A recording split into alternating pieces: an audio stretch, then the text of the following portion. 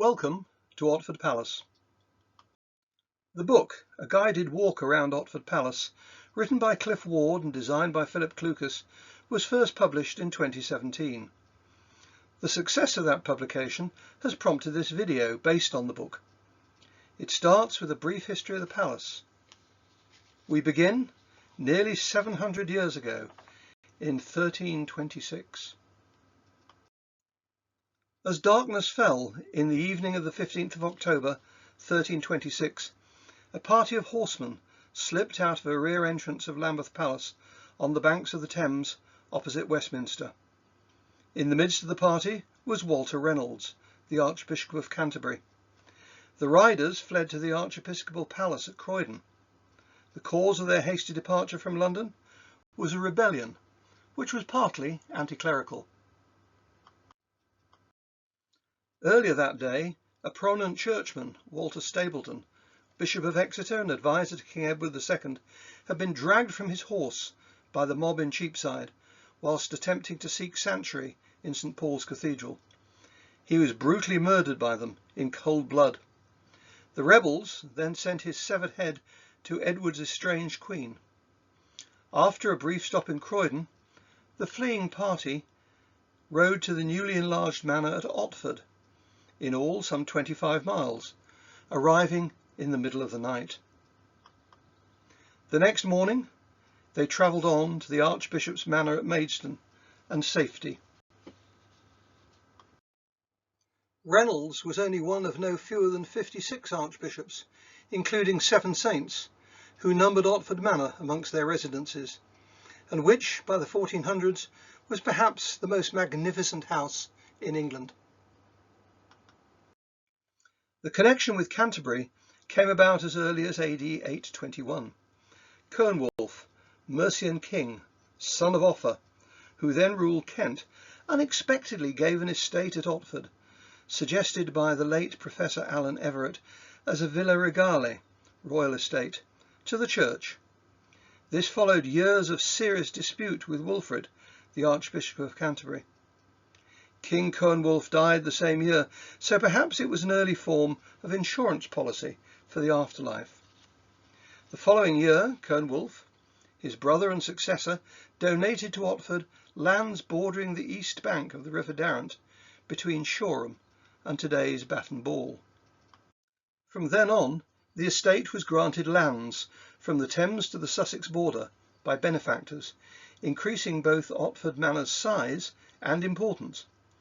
By the Domesday Survey in 1086, it owned 6 watermills and a large demesne farm locally, worked by tenants who were bound to the land, though over the centuries their obligations were gradually changed to monetary rents, and the lives and status of many of the tenant farmers improved significantly. At an early date, the manorial buildings were surrounded by a moat, though whether for defensive reasons or prestige is unknown. The island, or platform, was enlarged at least 3 times, the last being in the Tudor period. It became possibly the Archbishop's most valuable property, and it was a regular home for the prelates, who maintained a circuit of houses throughout the diocese. These they visited to a timetable, travelling with their large retinue of servants and administrative staff, and entertaining important visitors, including, on occasion, the monarch. Manorial accounts were carefully maintained, with produce and money being regularly remitted to Christ Church, Canterbury, and the records provide real insights into the daily life across the Middle Ages. Here is a single example. It seems that they were not too concerned with sell-by dates.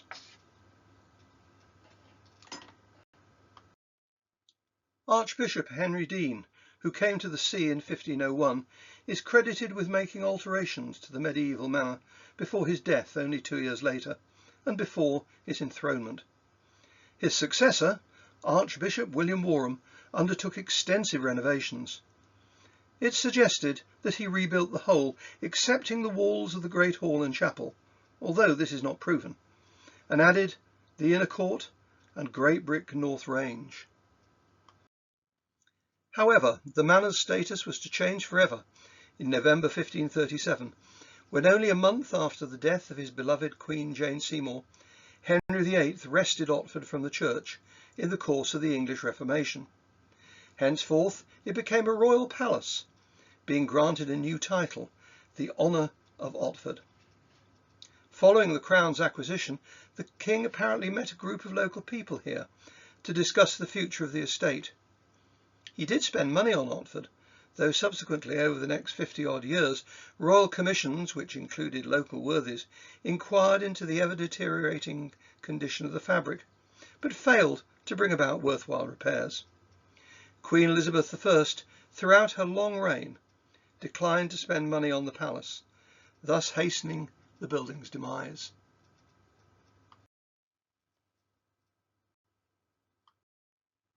Today, Otford Palace, or what is left of it, stands near the centre of our ancient village, a settlement 4,000 years old. The palace is best approached from the famed Otford Pond, the only listed pond in the country, southwards along a track across what is now known as Palace Approach, but in Tudor times was called the Outer Court. This passes St Bartholomew's Church and two old houses, the Chantry and Chantry Cottage. We'll be taking our walk in a clockwise direction around the palace, starting at the point marked A on the map. Facing you is a row of three two-storied brick cottages, the ground floors of which were converted from the original Tudor building of the Great Northern Range, built of brick with facings of ragstone. To the right of the cottages stands the imposing shell of the three-storied northwest tower, originally crenellated and with leaded roofs. The Northern Range was built between 1512 and 1522 by William Warham, the last of the great medieval archbishops of Canterbury, following a dispute between the church and the Canterbury City Fathers, who objected to a proposed development within the city bounds at Christchurch. Instead, possibly affronted by this, he decided to rebuild and further enlarge the medieval complex here.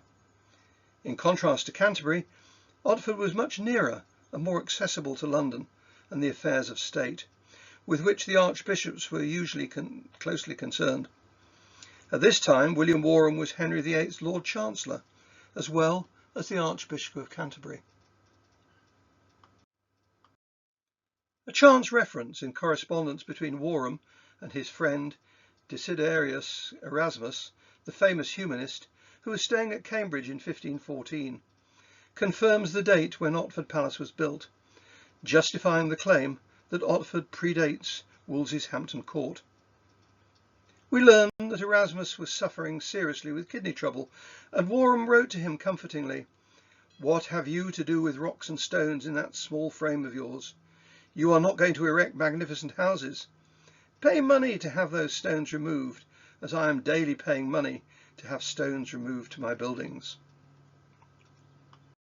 Meanwhile, the ambitious Thomas Wolsey, who, through Henry's patronage, had achieved the bishopric of London and the archbishopric of York in 1514, was created cardinal in 1515, and in the same year supplanted Warham as Lord Chancellor.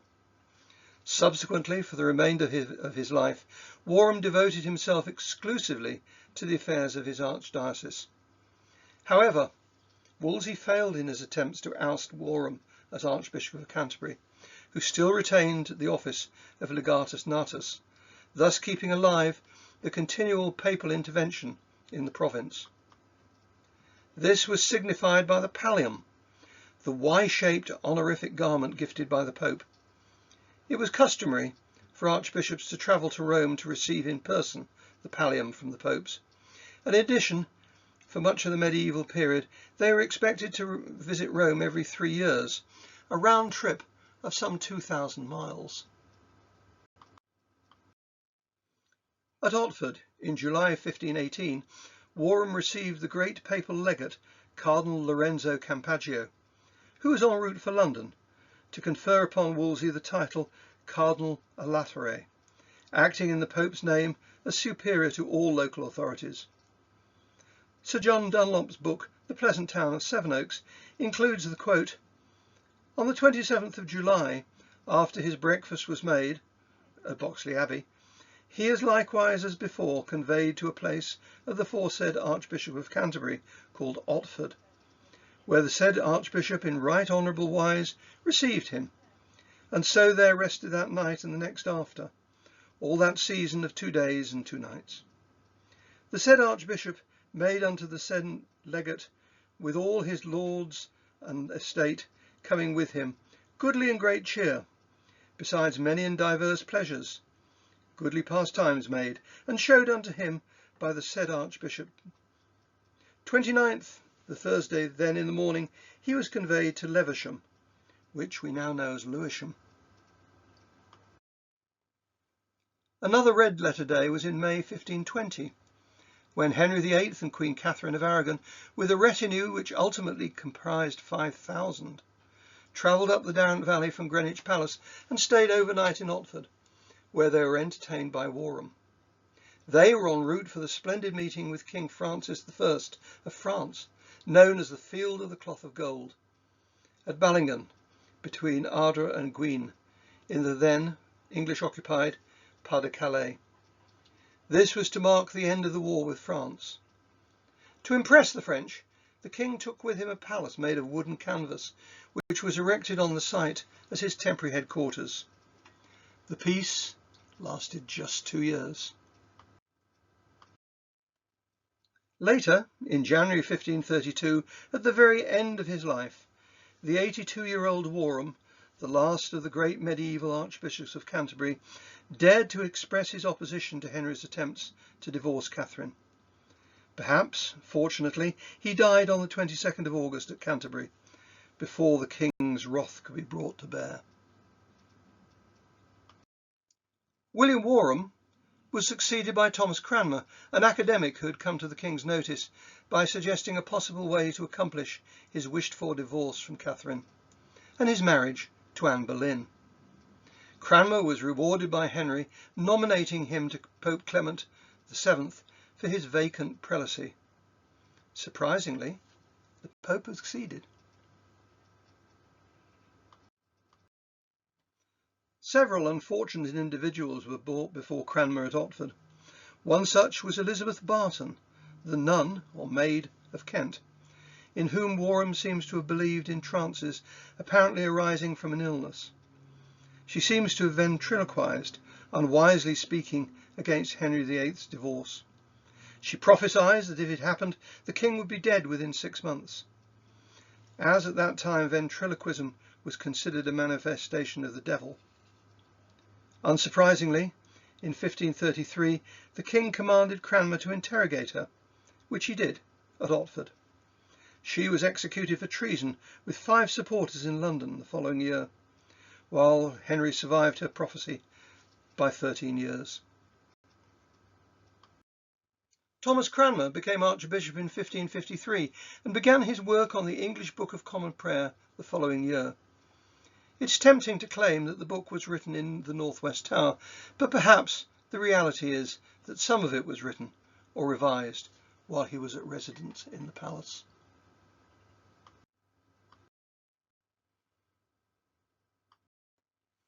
At the eastern end of the cottages stands a large single-storey brick building, having a tiled roof and apsidal end, with stone mullioned windows.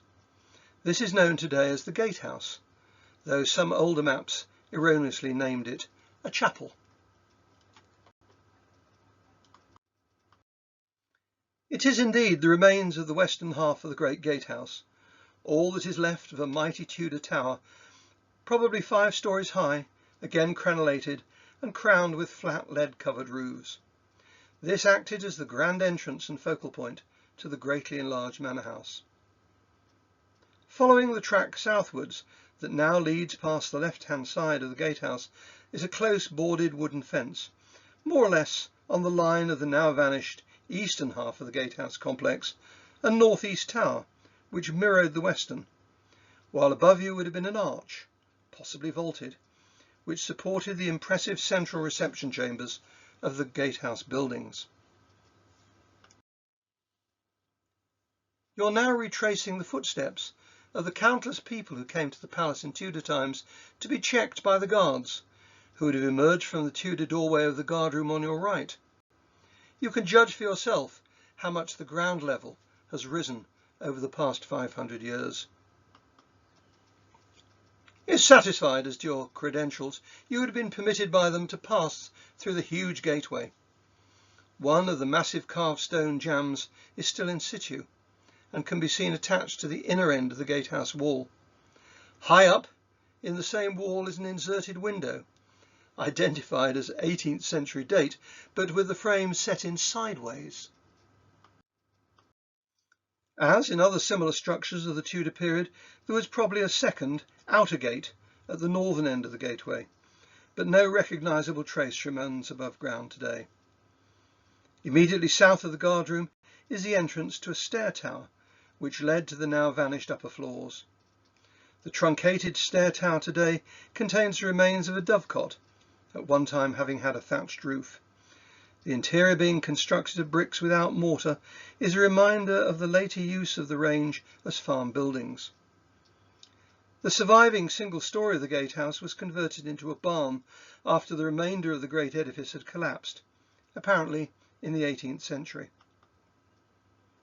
Possibly slightly earlier, the northeast tower was deliberately demolished so that the stone windows and doorways could be removed to knoll to decorate the folly in the park, known as the birdhouse, which still today exhibits some Tudor stonework. Ahead of you, as you leave the gatehouse, is today's grassed palace field, which encompasses the Tudor inner court. In reply to the innocent question, what would our courtyard have looked like when in use, lawns or paved? A former surveyor of the royal palaces smiled and replied, mud. This spacious courtyard, 270 feet long and 238 feet wide, that's 82 metres by 78 metres, was for some unknown reason not rectangular but trapezoidal. It was surrounded by a range of cloisters, 11 feet or 3.7 metres wide. The inner court had open cloisters around three sides, north, west and east. To your left is a substantial beech hedge, behind which is a modern bungalow on the line of the east side of the inner court. And further afield were the cook garden and butts for archery practice. Beyond is a large brick dwelling, which may well have been the bailiff's or sergeant's house. These men governed the agricultural activities of the estate, the demesne, extending to some 650 acres or 260 hectares, with the labour originally being provided by peasants more or less tied to the land. The manorial records allude to a variety of farm buildings outside the medieval moat, including a great grange, hay barn, granary, ox house, sheep house and dove house, which were probably in this area, as were the stables for the manor's horses, draughtspeoce and sumpter pack horses. In addition to the great stable for the Archbishop's horses was situated within the moated area. We'll talk more about this building, now Castle House, later. A link with these is a piece of horse harness decoration, a brass roundel engraved with the Archbishop's insignia, with microscopic traces of coloured enamelling dating from the 13th or 14th century. This was recovered during field walking near the village by the Otford and District Archaeological Group, ODAG, and identified by the British Museum as being lost from the Archbishop's own horse. The northern cloister, half of which is represented by the cottages, is a glimpse of the whole, showing 11 filled-in brick arches above a ragstone plinth. Dr. David Starkey, visiting Otford in 2012, commented that the Tudor brickwork was of the highest quality. This linked the great gatehouse with the northwest corner tower. The arches were originally open, but some now contain the glazed windows of the dwellings. Beside the gatehouse is a recently unblocked Tudor doorway, which accessed the cloister. At first level was a gallery, probably not dissimilar to that at Knowle, with tiled roofs and possibly timber framed. This once formed a circulatory walkway with glazed windows, permitting genteel exercise in inclement weather or after dark, or for discreet conversation. It was possibly one of the first galleried houses in England. The Great North Range became the basis for one of 3 large farms into which the Great Park, to the south as far as Greatness, was divided when disparked in the 17th century. It was no longer a deer park for hunting purposes. It was formerly known as Palace Great Large Farm. A map of 1690 shows Otford Palace, and later became Castle Farm. The other farms were Greatness and Long Lodge.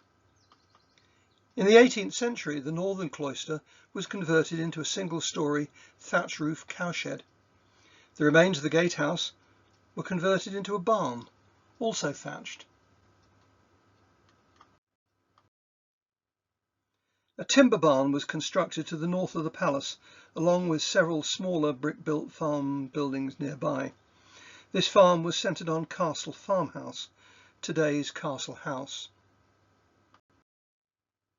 A fire of around 1900 damaged the cowshed, which was subsequently converted into 3 farm workers' cottages, each only 11 feet wide, utilising the ground floor Tudor brick walls, still unrendered, as they were in Tudor times. The cottages were roofed with tiles. Before the Second World War they were condemned as unfit for habitation, but survived, and with some internal modification are now Grade 1 listed buildings. A fenced strip of land along the south front kept cattle away from the windows, and to the north of the cottages, part of Palace Approach, became their vegetable gardens. By 1939, the farm was effectively separated from the gentrified Castle House. During World War II, the gatehouse, now with a tiled roof, was requisitioned for use as the village mortuary. Later, after a period of disuse, it was used by the Territorial Army and then pressed into service as the emergency Otford Scout headquarters when, in 1958, the wooden scout hut in the chalk pit above Otford station burnt down in mysterious circumstances. Although lacking basic facilities other than electricity, the gatehouse was a very popular location, though the internal bare brick walls initially stained everyone red when they bounced off them during robust games. The parents quickly stopped that by means of a coat of paint. In the 1960s, a new Scout headquarters was erected near the station and the Girl Guides took over the gatehouse. The company introduced a water supply and sanitation and used it until 2018. Looking south from here, beyond the line of conifers, lay the medieval site of the manor, largely rebuilt by Warham, including the refurbished Great Hall, its stone walls dating from the early 14th century. This was fronted by the Tudor Great Gallery, reflected in the moat before it. They would have made a most impressive sight, with beyond the mass of buildings, towers, and a forest of chimneys, as well as the decorated style chapel, also dating from the 14th century.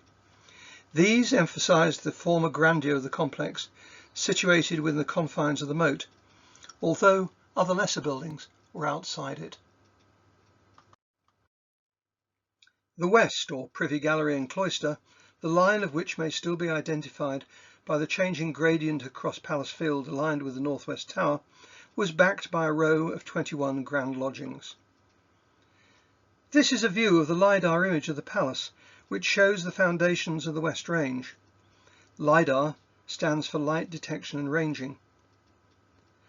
As the whole site is a designated scheduled monument, a licence was required from Historic England, as it is with all archaeological interventions, for the geophysical survey which subsequently confirmed the existence of the West Range. The galleries were linked to the original manor site by bridges over the moat. The western one terminated in a tower, the base of which still exists in a back garden in Bubbleston Road, but below original ground level. The Great Gallery formed the southern link, completing the perambulation of the inner court. Beneath the surface of Palace Field, Great Inner Court, lie a series of Tudor brick drains, which conducted water away from the buildings, presumably into streams within the formal garden to the west. This lay between the palace and the King's Highway, the present road into Sevenoaks. A stream flows past the cottages, its course following the line of a destroyed Tudor brick conduit, still partly underground in its conduit from a source near Otford Station. After crossing Palace Field, it joins another, which still flows along what was the northern arm of the moat, then passes under Sevenoaks Road to meet the River Darrant upstream of the village.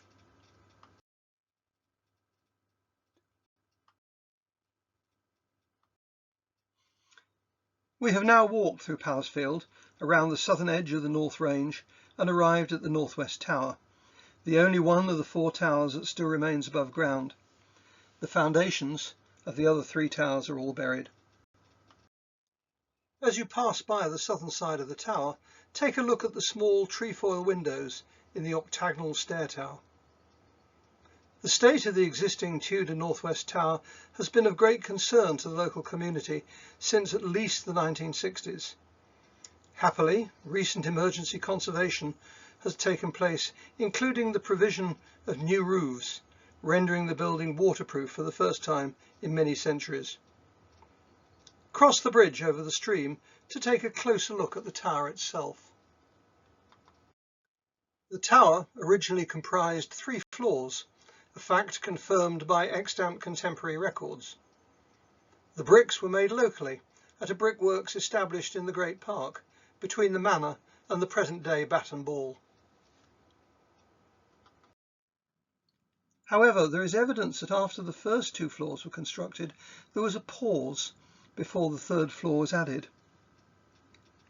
If you look carefully at the string course just above the 1st floor windows, you can see the remains of waterspouts. The best view is from the path to the north of the tower. These would only make sense if there was a roof at this level. So the 3rd floor was added later. Why was there a pause in the building?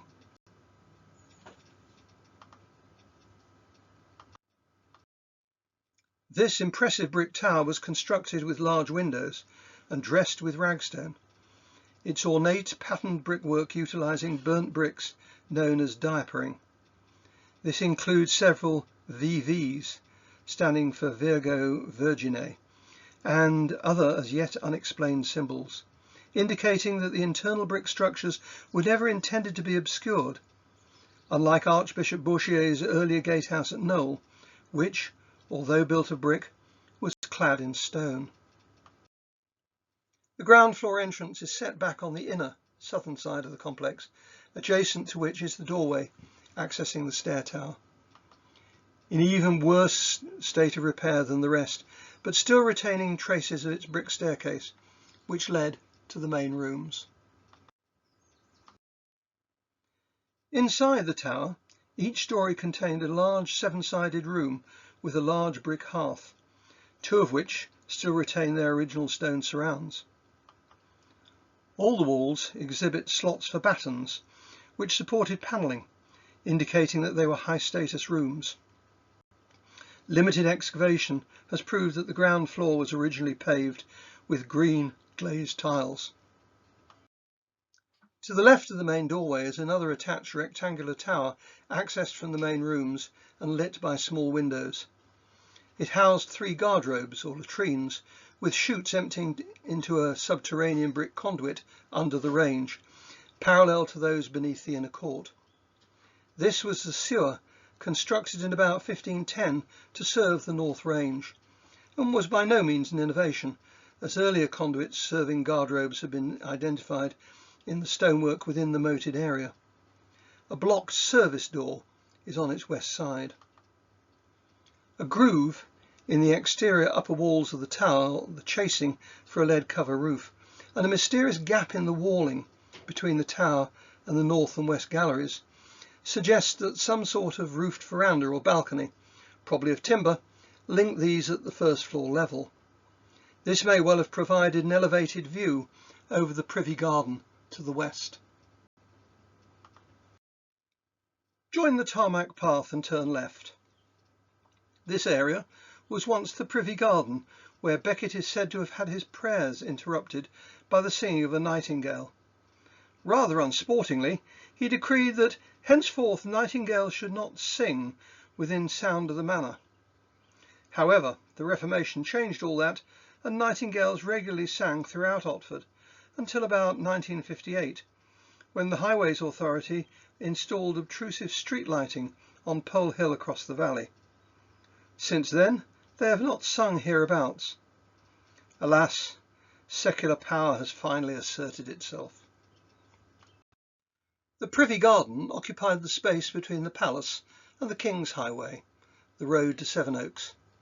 It was described in the Royal Survey of 1541 as "wherein be 4 square alleys set with all manners of quickset on both sides, with divers knots of herbs, and in the same be trees of divers fruits, and in the garden be 3 little houses of pleasure with seats, and in the said garden is current, a brook of fresh water, issuing out of the aforesaid spring, and ponds wherein fish may be preserved, and kept, and seen running within the view, and taken with scrops made after slough fashion, to let go the water, and fill the said stews, and preserve the fish with fresh water, when need shall be." Among the many famous people who must surely have walked here in the Tudor period were Thomas Wolsey, Erasmus, Cardinal Campeggio, and Sir Thomas More, following in the wake of medieval monarchs. In the northwest corner of Palace Field, with the approval of Historic England, is a recently planted, 2013, heritage orchard donated by the Otford Society, comprising apple trees of old varieties of significance to the village. Their names would once have resonated locally, such as Gascoigne's Scarlet, Lady Sudeley, Court Pendu Plat, and Cat's Head, the latter named from its fruit's upturned silhouette, which resembles a feline head.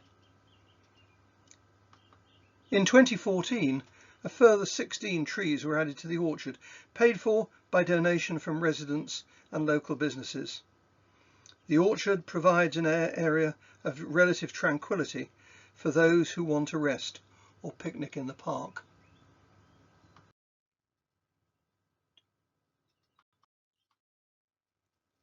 Coming to the gate at the end of the path, you reach a row of Tudor-style shops facing the Sevenoaks Road, which were built just pre-war to replace a newly built 4-bedroomed house on the site of the former lodge to Castle Farm. Immediately beyond the shops, turn left into Bubbleston Road, named after a field on the other side of the Sevenoaks Road. This was the entrance to the 1930s speculative development, and a cinema was planned for the opposite corner, where the dental surgery now stands. Continuing along the road, look left, and you'll see where the streams from the Privy Garden and Becket's Well join to go under the road and into the River Darrant in the fields to the west of Sevenoaks Road. Further along on the left, you'll encounter the remains of massive ancient stone walls, forming today the front garden walls of numbers 5 to 11. Unfortunately, when he sold much of the land, Collier retained the southern medieval moated site and is credited with demolishing some of this ancient walling to create cheaply a roadbed on the line of the southern moat, today's Bubbleston Road. In 1935, north of the filled-in moat, he commenced construction of the first of 4 detached houses, which straddled the site of the medieval mansion, and the opportunity for proper archaeological investigation was lost. The original Anglo-Saxon hall, probably hereabouts, would have been of timber construction, while traditionally the earliest stone buildings are believed to have been erected by Archbishop Lefranc, trusted counsellor of William the Conqueror. In 1970, long before the site was scheduled, ODAG was permitted to remove an unwanted modern brick path laid across a back lawn. Beneath this was a levelled stone wall, thought to be of Norman privy lodging, alongside of which was a deep drain paved with Roman tiles, having 3 walls crossing it, by means of arches turned in Roman brick. Interestingly, the wall was demolished and the drain filled in with a mixture of Roman building material and 13th century decorated pottery jug shards. These are broadly contemporary with the enlargement of the manor in the early 1300s by Archbishop Winchelsea. It appears that this drain had been constructed before the manufacture of brick and tile was re-established in England and was redundant by about 1200. Thus, it may well date from the time of Lefranc.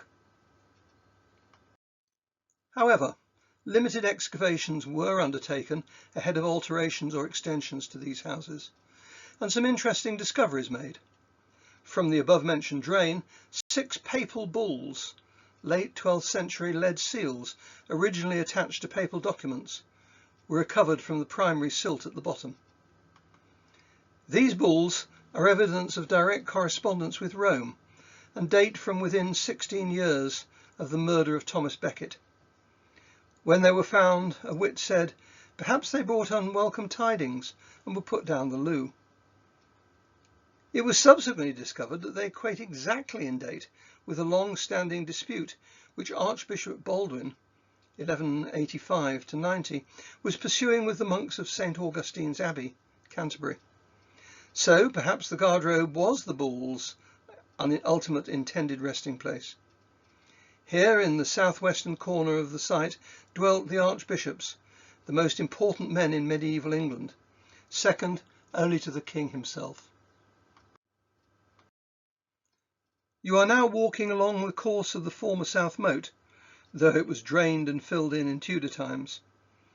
Archbishop Peckham was appalled that the manor's chapel was a simple timber building, while his fine lodging was built of stone, but he died before it could be replaced. It was left to Robert Winchelsea to rectify the situation.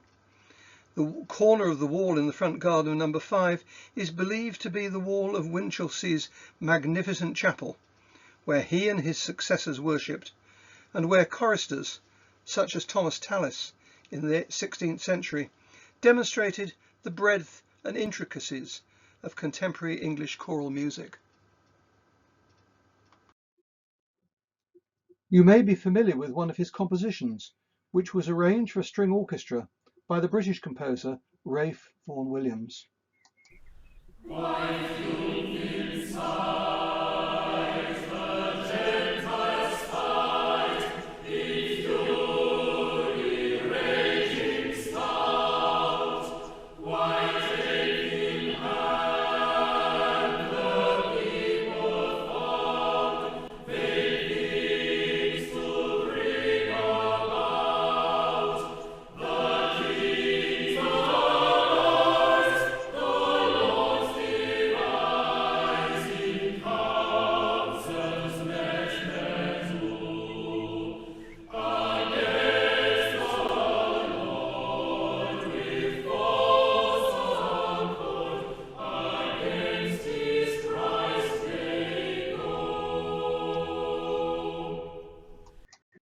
Beneath the chapel was a storeroom. For the security of this, replacement bolts were required, being recorded in the manorial accounts. This wide, irregular ragstone walling was the southern boundary of the latest, most extensive phase of the palace. The wall exhibits in part a batter or slope, often employed beside water, rather than a vertical face. At number 9, the base of a stair tower projects from the line of the wall, and nearby was the southern drawbridge. Earlier moat walls have been encountered in the gardens, and in places the building platform has been raised by spreading across it a thick layer of 13th century pottery fragments from a medieval kitchen midden. And above that, a layer of soil contains significant quantities of Roman building materials. This is directly contrary to the archaeological rule of superposition, whereby the older strata lie below the younger. But here, the reverse can confidently be attributed to Archbishop Winchelsea's documented early 14th century enlargement of the manor buildings, aided by many cartloads of rubble brought from the nearby Roman villa in Church Field. During the excavations, a fragment of a Cairo monogram painted on Roman wall plaster was recovered from the fill of a Norman drain, taken out of use during the enlargement of the manor early in the 14th century. The ground level was raised using Roman building material robbed from the nearby villa site. The X, Chi, P, Rho, symbol, the first two Greek letters of Christos, suggests that Otford was one of the earliest sites of Christian worship in the Roman province of Britain. A criticism levelled at Otford Manor was its damp location, and indeed it was mentioned by Henry VIII in 1537 as one reason for his taking over, in addition to Otford, Knowle, where he himself would stay while his court could reside at Otford. However, the present-day housing developments of Bubbleston Road and Well Road, which adjoin the palace site, do not appear to suffer unduly from damp, and it seems likely that the main problem in earlier centuries was a lack of suitable timber in the vicinity for winter heating, in the days before damp-proof courses had been invented.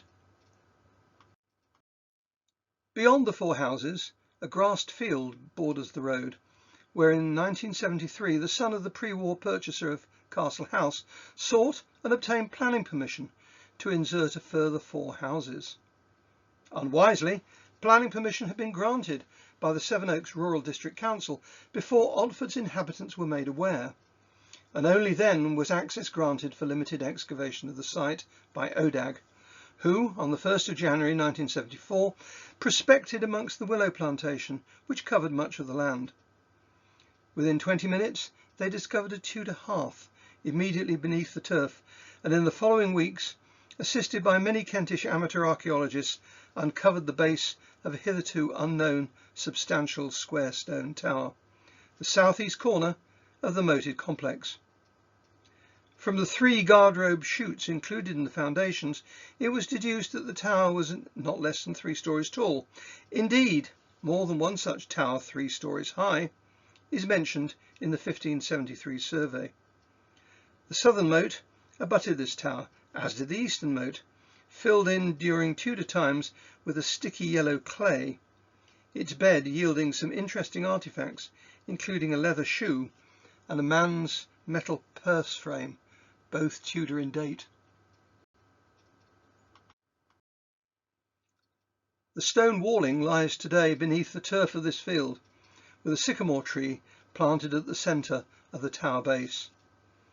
Until the 4 houses on the moated site disappear in the dim and distant future, it will be impossible to reconstruct fully the development of the medieval manor through its many phases.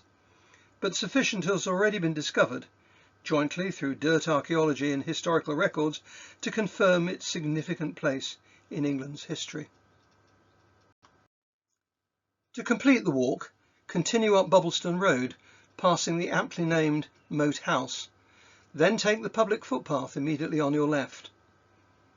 After crossing a small field, in which the grassy humps of the foundations of some of the palace outbuildings may be seen, you pass Castle House, the former bailiff's house, on your right.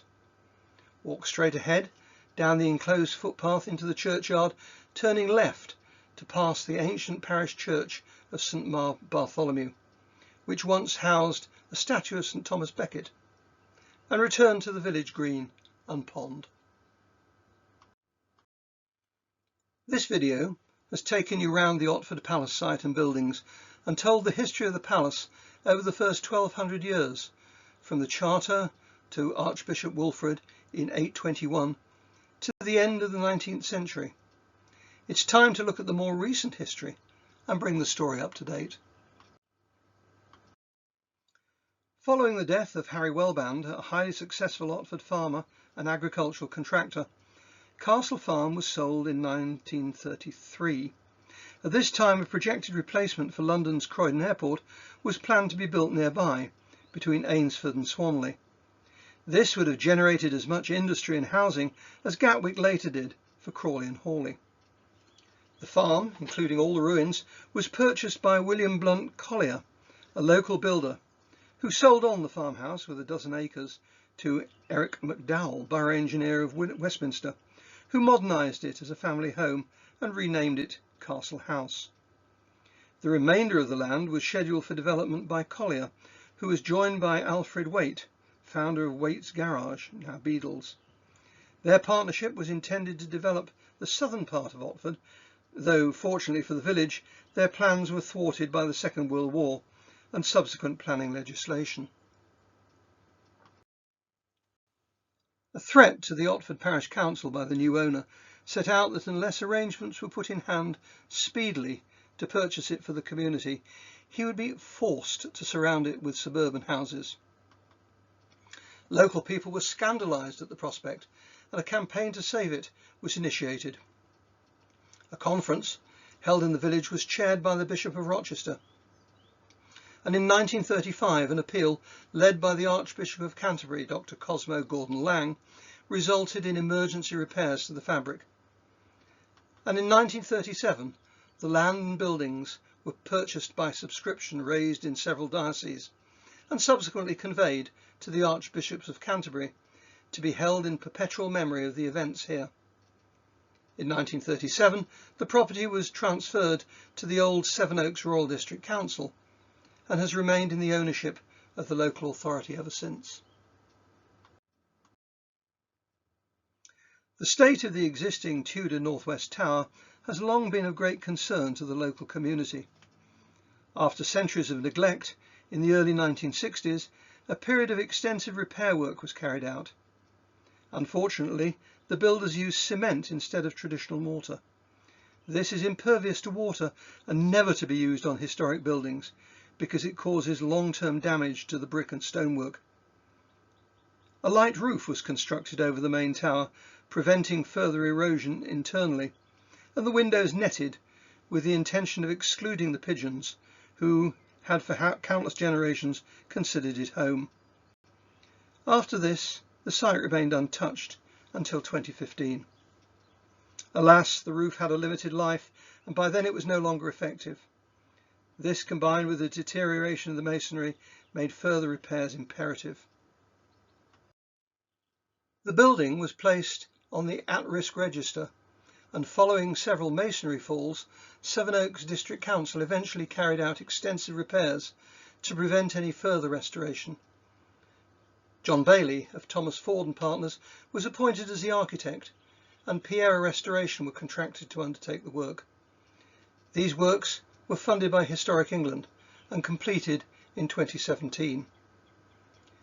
You can see the new masonry, which was carved on site, and the areas where the old cement was raked out and replaced with the correct lime mortar.